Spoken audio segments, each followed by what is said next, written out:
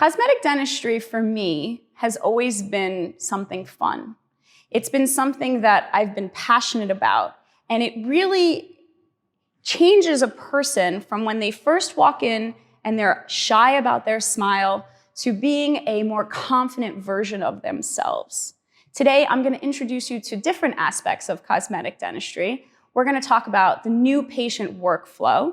We're going to talk about a photography workflow, what kind of pictures you should be taking anytime a patient comes into your practice. We're going to talk a little bit about a direct mock-up, which is something that is so important when we're designing a smile. How do we associate the face into the teeth, and how do they play a role on each other? We're going to talk a lot about case planning and prep design, and these are two really important things that will help you to be successful no matter what in cosmetic dentistry. We're going to dive a little bit into our lab protocol and what the things that the lab technicians are seeing when they get that final impression and they're working on it. How can we make them more successful is always the goal.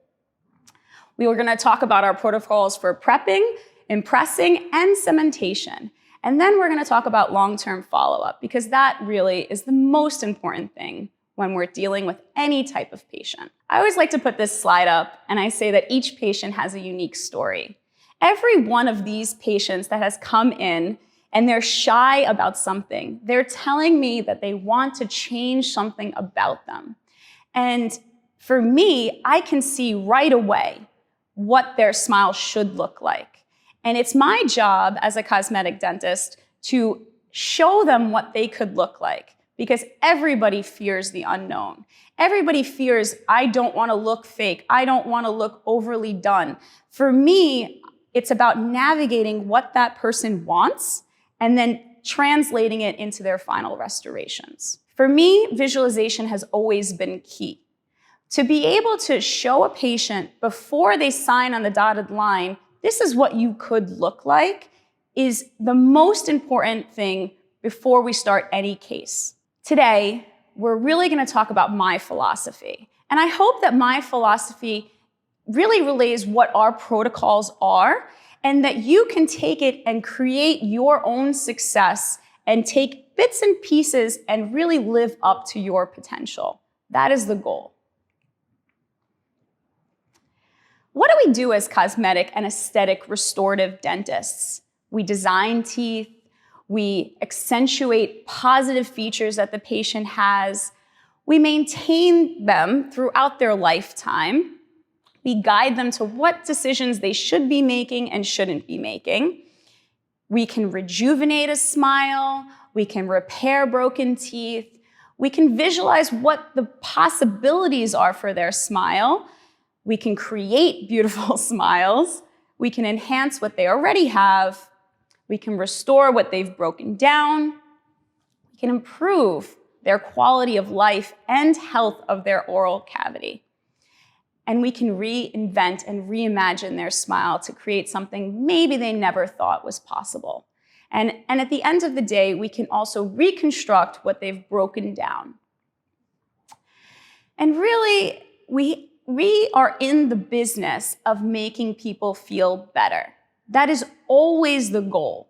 And I think our goal is really just to make people smile. And how do we do that? So when I first came into the practice, one of the interesting things that Dr. Rosenthal and Dr. Appa taught me was we want to create a VIP experience. What is a VIP experience? Who doesn't want to feel like a VIP? You want to go on that red carpet, you want to go in that private entrance, and you want to feel like you're getting something that other people might not be getting. How do we create that VIP experience? Well, it starts from the first time somebody's ever heard of you. How did they hear about you? Are they finding you on Instagram? Are they finding you on Google? What is your online presence and what does it look like? For me, social media has always been a way to filter patients into the practice that maybe weren't part of the practice before. It was always my way to really get people excited about the visit, that they're coming in to call and make an appointment right away. That online presence is super important. When somebody finally decides to pick up the phone and call your practice, who are they speaking to?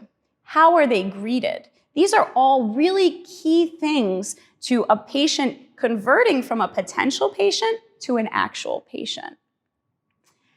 I think one of the most important things is your staff language.